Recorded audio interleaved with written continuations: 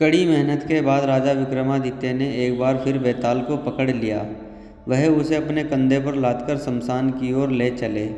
रास्ते में बैताल ने राजा को एक नई कहानी शुरू की और बैताल पद्मावती की कहानी सुनाते हुए बोला, आर्यव्रत में वाराणसी नाम की एक नगरी है जहाँ भगवान शंकर निवास करते हैं। पुण्य आत्मा लोगों के रहने के कारण वह नगरी कैलाश भूमि के समान जान पड़ती है। उस नगरी के निकट अगाध जल वाली गंगा बहती है जो उसके कंठहार की तरह सुशोभित होती है। प्राचीन काल में उस नगरी में एक राजा रहा करता था जिसका नाम था प्रताप मुकुट। प्रताप मुकुट का वर्ज मुकुट नामक एक पुत्र था जो अपने पिता की भांति ही बहुत धीर वीर और गंभीर था। वह इतना सुंदर था कि कामदेव का साक्षात अवतार लगता था। राजा के एक मंत्री का बेटा बुद्धि शरीर उस वज्र मुकुट का घनिष्ठ मित्र था। एक बार वज्र मुकुट अपने उस मित्र के साथ जंगल में शिकार खेलने गया। वहाँ घने जंगल के बीच उसे एक रमणीक सरोवर दिखाई दिया जिसमें बहुत से कमल के सुंदर सुंदर पुष्प खिले हुए थे। उसी समय अपनी सखियों सहित एक राजकन्या वहाँ आई और सरोवर में स्नान करने लगी। राजकन्या के सुंदर रूप को देखकर वज्र मुकुट उस पर मोहित हो गया। राजकुमारी को देखकर राजकुमार काफ़ी खुश हुआ। राजकुमार और राजकुमारी दोनों एक दूसरे को देखकर मोहित हो गए, जबकि मंत्री का बेटा वहीं पेड़ के नीचे आराम करने लगा।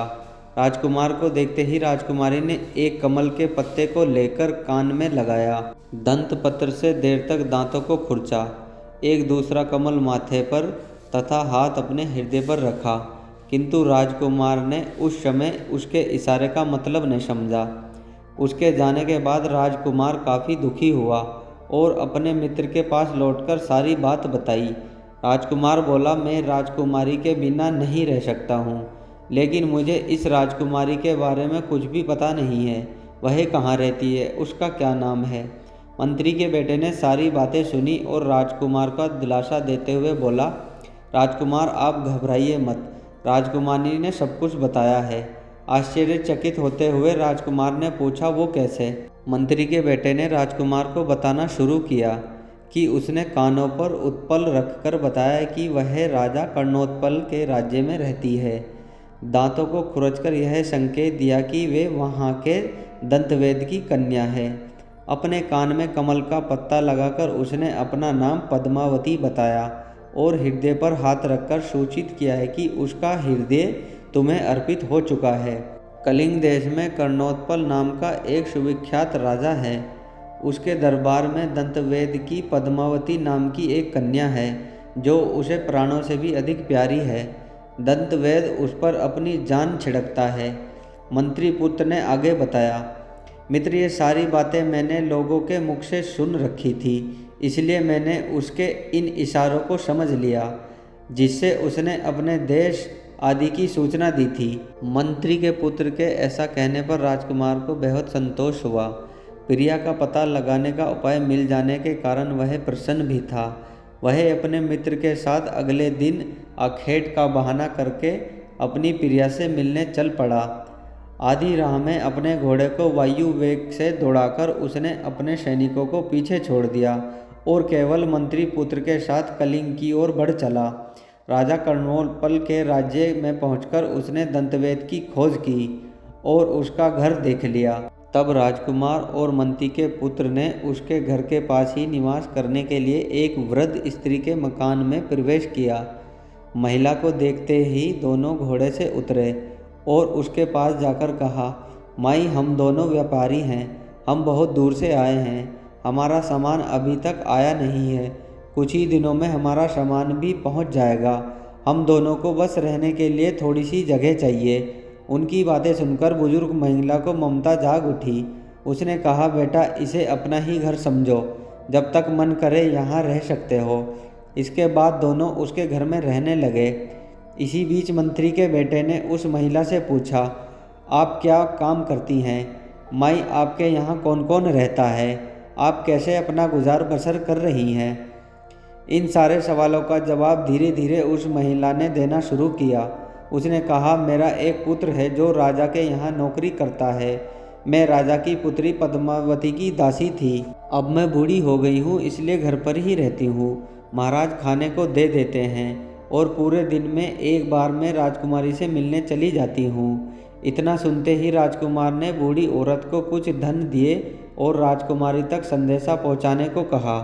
राजकुमार ने उस बूढ़ी महिला को कहा, माई, कल तुम जब राजकुमारी के पास जाओ तो उनसे कहना कि जेठ सुदी पंचमी को तुम्हें नदी के पास जो राजकुमार मिला था वो तुम्हारे राज्य में आ गया है। अगले दिन वो बूढ़ी औरत राजकुमार का संदेशा लेकर राजकुमारी के पास गई। उस महिला की बात सुनते ही राजकुमारी गुस्सा हो गई।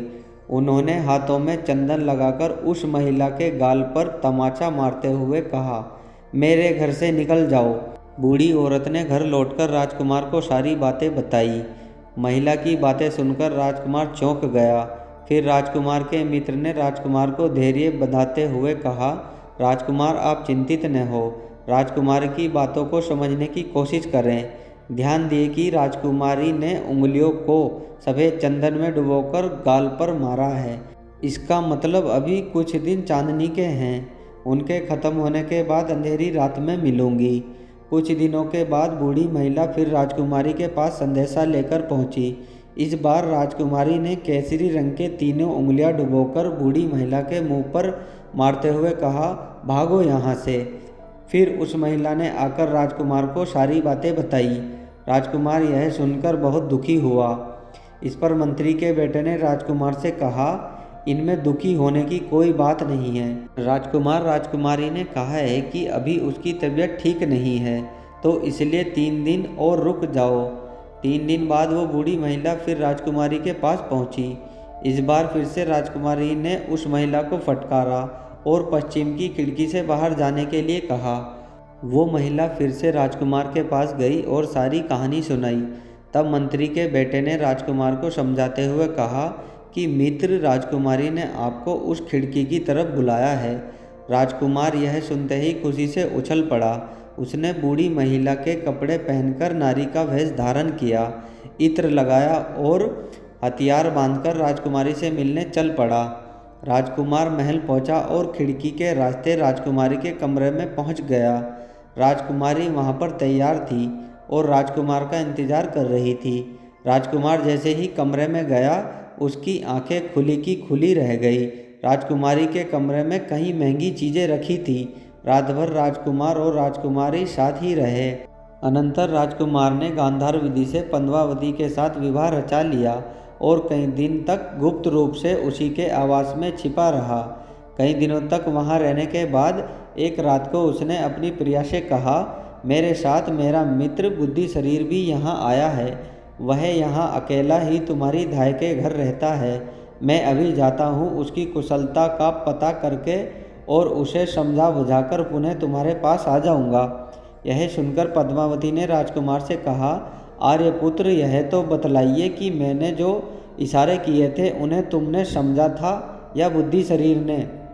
मैं तो तुम्हारे इशारे बिल्कुल भी नहीं समझा। राजकुमार ने बताया कि उन इशारों को मेरे मित्र बुद्धि शरीर ने ही समझकर मुझे बताया था। यह सुनकर और कुछ सोचकर पद्मावती ने राजकुमार से कहा, यह बातें इतने विलंब से कहकर आपने बहुत अनुचित कार्य किया है। आपका मित्र होने के कारण वह मेरा भाई है। पान पत्तों से मुझे पहले उसका स्वागत सत्कार करना चाहिए था। ऐसा कहकर राजकुमार को जाने की अनुमति दे दी। तब रात के समय राजकुमार जिस रास्ते से आया था उसी से अपने मित्र के पास गया। पद्मावती से उसके इशारे समझने के बारे में राजकुमार की जो बातें हुई थी, बातों बातों में वह सभी बातें उसने मंत्री पुत्र को सुनाई। मंत्री पुत्र ने अपने संबंध में कही गई इस बात को उचित न समझकर इसका समर्थन नहीं किया। इसी बीच रात बीत गई। सवेरे संध्या वंदन आदि में निर्वित होकर दोनों बातें कर रहे थे। तभी पद्मावती की एक सखी हाथ में पान और पकवान लेकर वहां आई। उसने मंत्री पुत्र का कुशल मंगल पूछा और लाई हुई चीज़ें उसे दे दी। बातों बातों में उसने राजकुमार से कहा कि उसकी स्वामिनी भोजन आदि के लिए उसकी प्रतीक्षा कर रही है। पल भर बाद वह गुप्त रूप से वहां से चली गई। तब मंत्रीपुत्र ने राजकुमार से कहा, मित्र, अब देखिए, मैं आपको एक तमाशा दिखाता हूँ। यह कहकर उसने एक कुत्ते के सामने वह भोजन डाल दिया। कुत्ता वह पकवान खाते ही तड़प तड़प कर मर गया। यह देखकर आश्चर्यचकित हुए राजकुमार ने मंत्रीपुत्र से पूछा, मित्र, यह कैसा कौतुक है? तब मंत्रीपुत्र ने कहा, मैंने उसके इशारों को पहचान लिया था, इसलिए मुझे धूर्त समझकर उसने मेरी हत्या कर देनी चाहिए थी। इसी से तुम में बहुत अनुराग होने के कारण उसने मेरे लिए विष मिश्रित पकवान भेजे थे। उसे भय था कि मेरे रहते राजकुमार एकमात्र उसी में अनुराग नहीं रख सकेगा और उसके वश में रहकर उसे छोड़कर अपनी नगरी में चला जाएगा। इसलिए उस पर क्रोध न करो, बल्कि उसे अपने माता पिता के त्याग के लिए प्रेरित करो और सोच विचार उसके हरण के लिए मैं तुम्हें जो युक्ति बतलाता हूँ उसके अनुसार आचरण करो। मंत्रीपुत्र के ऐसा कहने पर राजकुमार यह कहकर उसकी प्रशंसा करने लगा कि सच में तुम बुद्धिमान हो। इसी बीच अचानक बाहर से दुख से विकल लोगों का शोरगुल सुनाई पड़ा, जो कह रहे थे, हाय हाय, राजा का छोटा बच्चा मर गया। यह सुनकर मंत्रीपुत्र प्रसन्न हुआ। उसने राजकुमार से कहा, आज रात को तुम पद्मावती के घर जाओ। वहाँ तुम उसे इतनी मदिरा पिलाना कि वह बेहोश हो जाए और वह किसी मृतक के समान जान पड़े। जब वह बेहोश हो तो उस हालत में तुम एक त्रिशूल गर्म करके उसकी जांघ पर दाग देना और उसके गहनों की गठरी बांधकर रस्सी के सहारे खिड़की के रास्ते यहाँ चले आना। उसके बाद मैं सोच विचार कोई वैसा उपाय करूँगा जो हमारे लिए कल्याणकारी हो। राजकुमार ने वैसा ही किया। उसने पद्मावती को जी भरकर मदिरा पिलाई और जब वह बेहोश हो गई तो उसकी जंघा पर त्रिशूल से एक बड़ा सा दाग बना दिया और उसके गहनों की गठरी बनाकर अपने साथ ले आया। सवेरे शमशान में जाकर मंत्री पुत्र ने तपस्वी का रूप धारण किया और राजकुमार को अपना शिष्य बनाकर उससे कहा, अब तुम इन आभूषणों में से मोतियों का हार लेकर बाजार बेचने के लिए जाओ, लेकिन इसका दाम इतना अधिक बताना कि इसे कोई खरीद ना सके। साथ ही यह भी प्रयत्न करो कि इसे लेकर घूमते हुए तुम्हें अधिक से अधिक लोग देखें। अगर नगर रक्षक तुम्हें पकड़े तो बिना घबराए तुम कह देना कि मेरे गुरु ने इसे बेचने के लिए मुझे दिया है। तब राजकुमार बाजार में गया और वहां उस हार को लेकर घूमता रहा। उधर दंतवेद की बेटी के गहनों की चोरी की खबर पाकर नगर रक्षक उसका पता लगाने के लिए घूमते फिर रहे थे। राजकुमार को हार के साथ देखकर उन लोगों ने उसे पकड़ लिया। नगर रक्षक राजकुमार को नगरपाल के पास ले गए। उसने तपस्वी के वेश में राजकुमार को देखकर आदर सहित पूछा, भगवान, मोतियों का यह हार आपको कहाँ से मिला? पिछले दिनों दंतवेद की कन्या के आभूषणों की चोरी हो गए थे, जिनमें इस हार का भी जिक्र था। इस पर तपस्वी शिष्य बना राजकुमार बोला, इसे मेरे गुरु ने बेचने के लिए मुझे दिया है, आप उन्हीं से पूछ लीजिए। तब नगरपाल वहां आया तो तपस्वी रूप मंत्री पुत्र ने कहा, मैं तो तपस्वी हूँ, सदा जंगलों में यहाँ वहाँ घूमता रहता हूँ। संयोग से मैं पिछली रात इस शमशान में आकर टिक गया। यहाँ मैंने इधर उधर से आई हुई योगिनियों को देखा। उनमें से एक योगिनी राजपुत्र को ले आई और उसने उसका हृदय निकालकर भैरव को अर्पित कर दिया। मदिरा पीकर वह मायाविनी मतवाली हो गई और मुझे मुंह चिढ़ाकर मेरी उस रुद्राक्ष माला को लेने के लिए दौड़ी, जिसके मनकों के साथ मैं तप कर रहा था। जब उसने मुझे बहुत तंग किया तो मुझे उस पर क्रोध आ गया। मैंने मंत्र बल से अग्नि जलाई और उसमें त्रिशूल तपाकर उसकी जंघा पर दाग दिया। उसी समय मैंने उसके गले में ये मोतियों का हार खींच लिया था। अब मैं ठहरा तपस्वी, यह हार मेरे किसी काम का नहीं है, इसलिए मैंने अपने शिष्य को इसे बेचने के लिए भेज दिया था। यह सुनकर नगरपाल राजा के पास पहुंचा और उसने राजा से सारा वृत्तांत कह सुनाया। राजा ने बात सुनकर उस मोतियों के हार को पहचान लिया। पहचानने का कारण यह था कि वह हार स्वयं राजा ने दंतवेद की बेटी को उपहार स्वरूप भेंट किया था। तब राजा ने अपनी एक विश्वास पात्र वृद्धा दासी को यह जांच करने के लिए दंतवेद के यहाँ भेजा कि वह पद्मावती के शरीर का परीक्षण कर यह पता करे कि उसकी जांघ पर त्रिशूल का चिन्ह है या नहीं। वृद्धा दासी ने जांच करके राजा को बताया कि उसने पद्मावती की जांघ पर वैसा ही दाग देखा है। इस पर राजा को विश्वास हो गया कि पद्मावती ही उसके बेटे को मारकर खा गई है। तब वह स्वयं तपस्वी वेशधारी मंत्री पुत्र के पास गए और पूछा कि पद्मावती को क्या दंड दिया जाए। मंत्री पुत्र के कहने पर राजा ने पद्मावती को अपने राज्य से निर्वासित कर दिया। वन में निर्वासित कर दिए जाने के बाद भी पद्मावती ने आत्महत्या नहीं की। उसने सोचा कि मंत्री पुत्र ने ही यह सब उपाय किया है। शाम होने पर तपस्वी का वेश त्याग कर राजकुमार और मंत्रीपुत्र घोड़े पर सवार होकर वहां पहुंचे जहां पद्मावती शोकमग्न बैठी थी। वे उसे समझा बुझाकर घोड़े पर बैठाकर अपने देश ले गए। वहां राजकुमार के साथ वह सुखपूर्वक रहने लगी।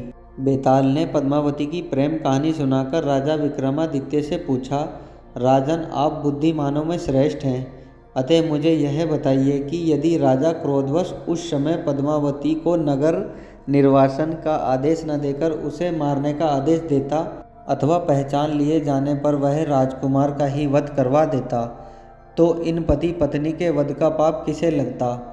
मंत्री पुत्र को, राजकुमार को अथवा पद्मावती को?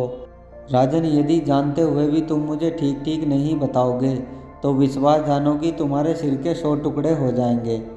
विक्रम ने उत्तर देते हुए कहा, पापी राजा था, क्योंकि मंत्री के पुत्र ने अपने मालिक का काम किया। कोतवाल ने राजा का कहना सुना और राजकुमार ने अपनी इच्छा पूरी की। लेकिन इस कहानी में राजा पापी था। उसने बिना सोचे विचारे राजकुमारी को राज्य से बाहर निकाल दिया। विक्रम के इतना कहते ही बेताल फिर उड़कर पेड़ पर जा लटका। हमेशा बुद्धि का इस्तेमाल करके ही फैसला लेना चाहिए, वरना कोई भी भ्रमित करके कुछ भी करवा सकता है। दोस्तों, आज की कहानी में बस इतना ही। आज की कहानी आपको कैसी लगी कमेंट बॉक्स में बताएं। कहानी पसंद आई हो तो वीडियो को लाइक, चैनल को सब्सक्राइब करें। मिलते हैं नेक्स्ट वीडियो में। जय हिंद दोस्तों।